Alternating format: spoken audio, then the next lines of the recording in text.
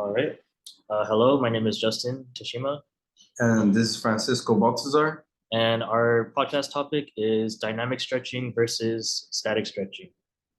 So let's just jump right into it. First, we're going to review an article that I thought the study was very interesting. So this article is called Acute Effects of Dynamic Stretching, Static Stretching, and Light Aerobic Activity on Muscular Performance in Women. So basically, in this study, they were looking at how static stretching, dynamic stretching, and light aerobic activity had effect on range of motion and the power within muscles. The population that was tested was healthy, untrained females between the ages of 23 and 29. And for the results, for range of motion, they found no significant differences uh, between test and retesting. However, for power, performing dynamic stretching showed improved scores, while static stretching showed a decrease in power. So, since we know that dynamic stretching has been shown to increase power and static stretching uh, was shown to decrease power, Francisco, tell me a little bit why we've been doing these dynamic, or tell me why we've been doing static stretching for warm ups before activity instead of dynamic. So, I'm going to go back into a little backstory. I remember back when I was a young athlete, my coach would have us do static stretching, and then we would just, he would tell us run two laps around the gym or something.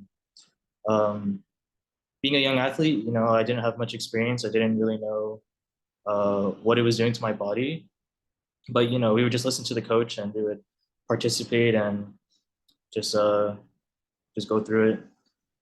So Francisco, tell us a little bit about what static stretching is and how it affects our body. All right, perfect. So to break down of static stretching and what it is and what when to do it. Static stretching is the lengthening of the muscle until there is a slight tension, and then you hold the position for at least 30 seconds or more. I think what tends to happen is people here loosen up and immediately jump into static stretching. Usually, stretching to warm up has been shown to decrease power, as we've discussed from the previous article. Warming up with dynamic drills that take the joints through full range of motion will be most beneficial for someone trying to be physically active. And dynamic stretches, they are active stretches through full range of motion. There's a lot of examples like we could do leg swings when you could hold onto the wall with two hands. We're gonna perform a leg swing. So you stand on one leg and then you bring the other leg in front of you. With the one leg in front of you, you start to swing side to side, or you can even bring it back and forward. There's another dynamic stretching we could do to warm up the upper body, or arm swings. You have your arms about 90-degree angle and you swing your arms from the shoulder, swing it frontward, and then you swing it backwards while having a relaxed hand. As Justin, do you have any other favorite dynamic movement, Justin? Yeah, so recently I've been reading this book and they talk about doing a swimmer stretch. So the way that you perform the swimmer stretch, in the book they recommend you to be laying on the ground, stomach down to the ground. So to start off, you make a thumbs up with your hands, place your arms in front of you. Well, okay, I'll explain for on the ground first. So on the ground, laying on the ground, thumbs up, arms up and over your head. Then you're going to bring your arms out to form a T while rotating the thumbs down. And then from this position, you're going to move your arms towards your back and think of shoving your thumbs up into your shoulder blades. And then you would hold that position and then reverse the motion, right? So come back out to the T, rotating the thumbs back up as you bring the arms overhead. And basically a modification, you can do this standing. It's the same procedure. So thumbs up in front of you, arms up and overhead. Uh, bring the arms down, forming that T, rotating the thumbs down, bringing your thumbs behind your back, putting your thumbs into your shoulder blades, holding that position, then releasing and reversing that motion until you come back to on top of overhead. So we just went over some of the dynamic stretching. So let's go into some examples of static stretching. Perfect. So now we're going to talk about some static stretches. So static stretches is a hold in place movement and usually is about 30 to 30 seconds or even more, 30 to a minute. You don't want to roughly go past a minute. Okay, so one stretch we do is a quad stretch. So you want to grab your ankle and you pull it right behind you, and you want to have the heels raising up until you feel a stretch in the hamstring, in the quads. And then the next one should be a shoulder stretch. You want to bring your arm across your chest, and you want to grab the shoulder and you want to hold as well.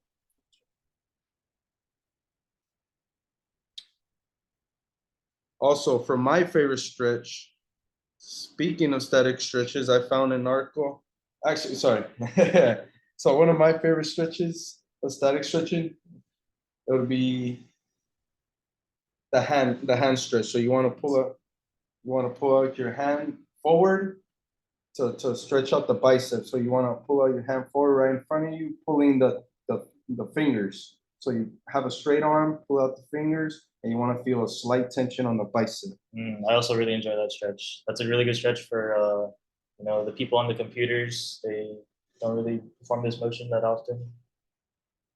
Yeah, so so the static stretches, and I found an article on PubMed, and in the title was Effects of Static and Dynamic Stretching on Injury Prevention in High Schooler Soccer Athletes in a Randomized Trial. So the objective was to see if there are any benefits of static stretching after dynamic stretching in a prevention of injury in high school soccer athletes. So in a randomized test of 465 soccer athletes in the state of Michigan, a total of 22 teams to test two groups. So group A was dynamic stretching.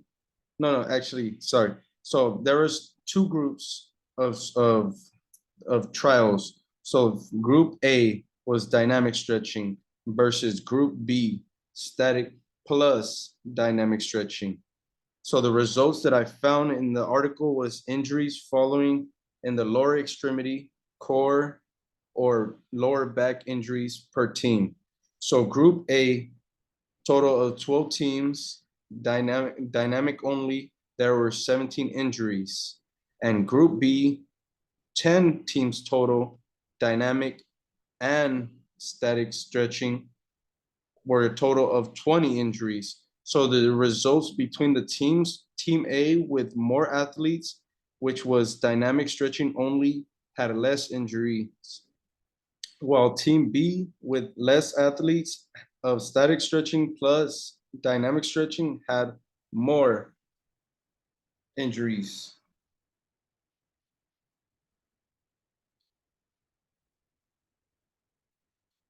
To critique also to that I wanted to critique this article because I found that there was only group A was only dynamic stretching only, and group B had both dynamic and static. So I wonder what if group B had static stretching only?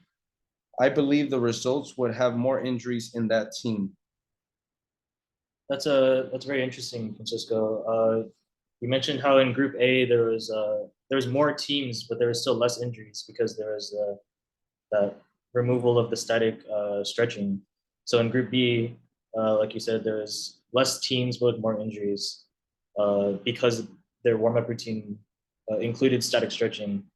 So that really makes us think about how beneficial is static stretching really if it's going to lead to more injuries? Uh,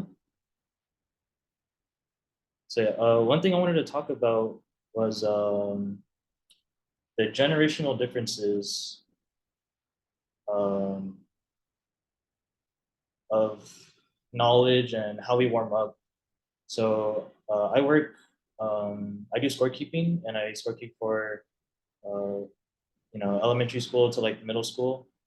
And I see these 20, these young coaches, 20 to maybe 30, uh, still still having their kids do static stretching before um, working out. And it's just an interesting observation that I've had working with this group for the past couple months. So you want to summarize? I So could also talk about like even in my profession, like of personal training, like I want to mimic these exercises. So for the most part, when I have these clients working, I don't want them to, have their leg holding them and all that. I want them to mimic their exercise.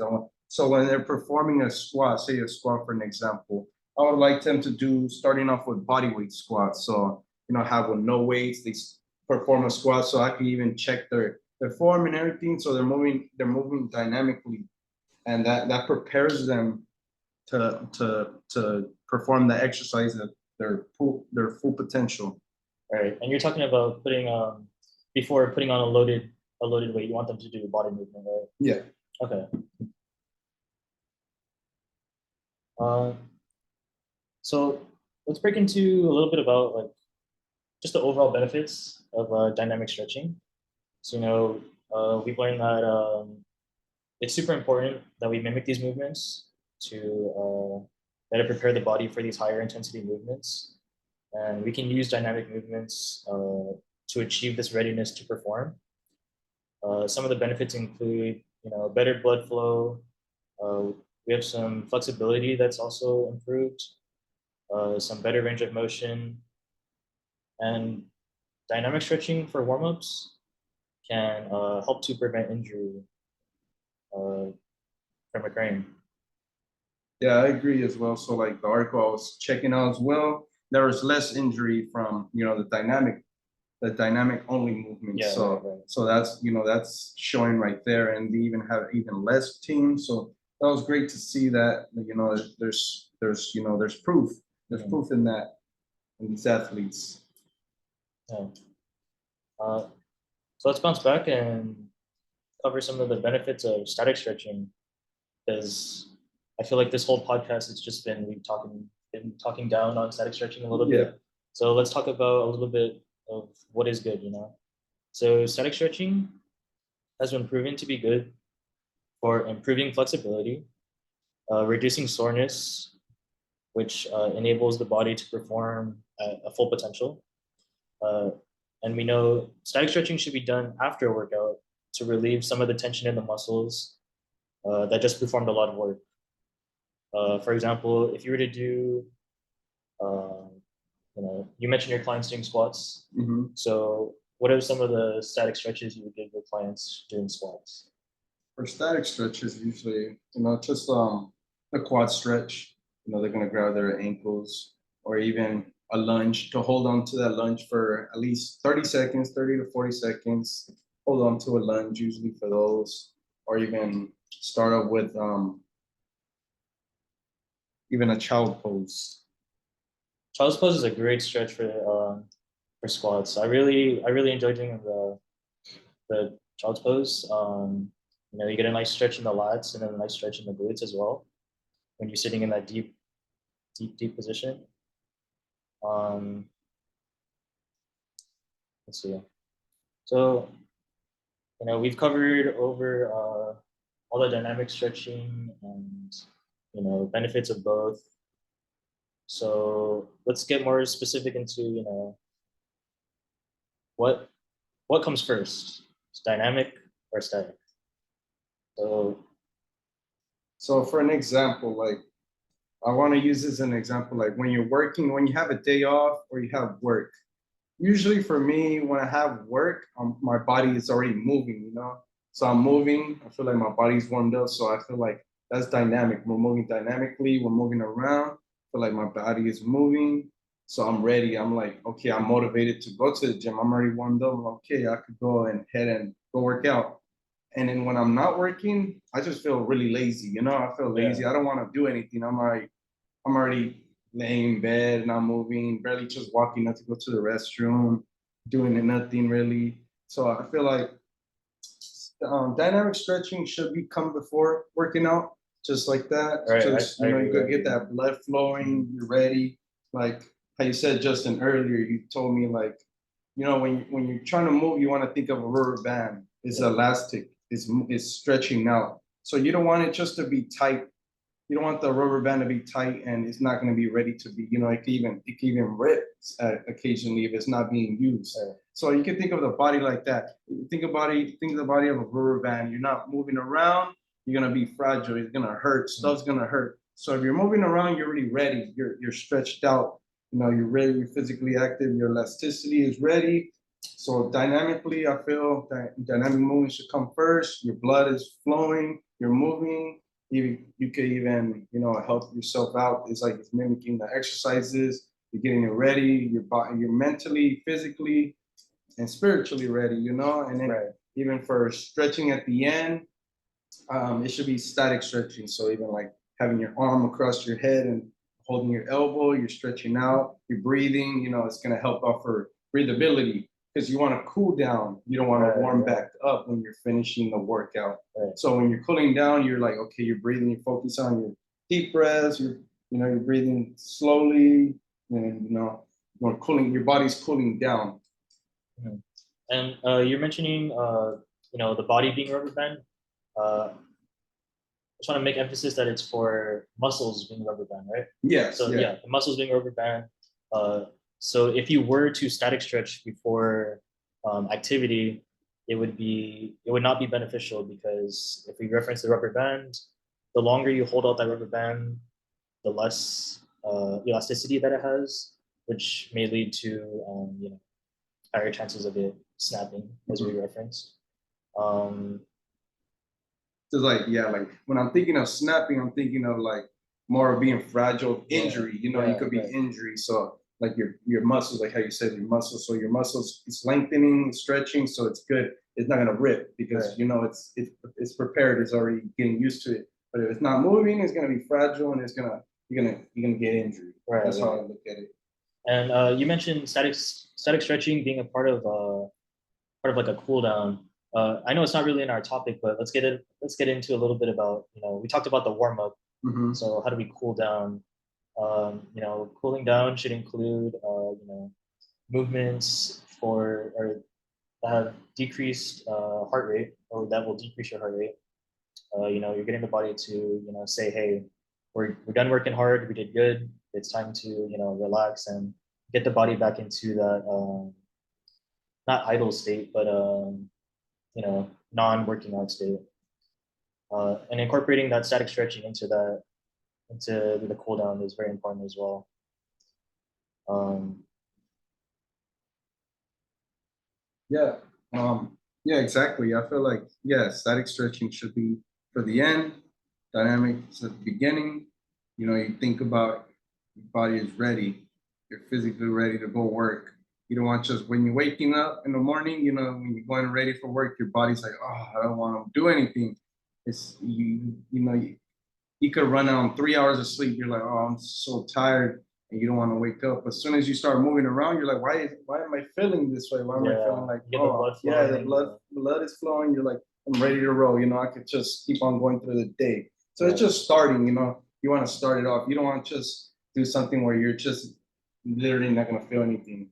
You want to get your body ready and prepared. right. So to answer the big question, Francisco, team dynamic stretching or team static stretching? Which team are you choosing? Dynamic stretching for beginning. Yeah, For for beginning. starting, definitely.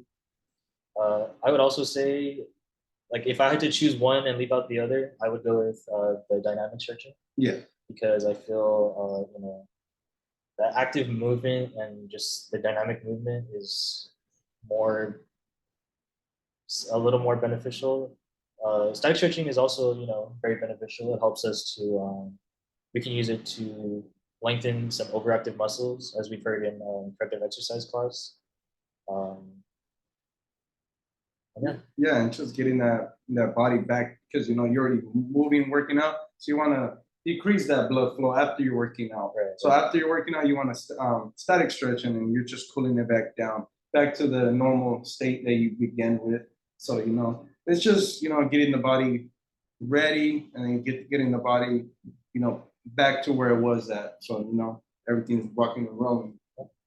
So, just to summarize or to close up here, out of the studies, uh, personally, I thought it was super interesting to see how significant the differences were between power output. Um, in the article, about the healthy untrained females between 23 and 29. I thought that was super interesting to see how, the differences in power was when comparing static stretching to dynamic stretching to even light aerobic activity. So it just shows how important dynamic stretching really is. Do you have anything? Close out. I think we got it good. You got it I good. think everyone's from the like how you told me that was a really good one, Justin, for the elastic. So I want like people to think about that like a rubber band. If everyone's seen a fragile rubber band and it just snaps when you try to use it. You're like, oh, why is ripping now? Oh, Yeah. because I never used it. Yeah, So and it's always just been yeah. stretched. Yeah. So you just want to keep it moving. You want to keep using that rubber band. So think about keep using that rubber band and having that body ready. All right. That'll be the end of the podcast. Thank you guys for listening, and Have a great day. Thank you great day. guys.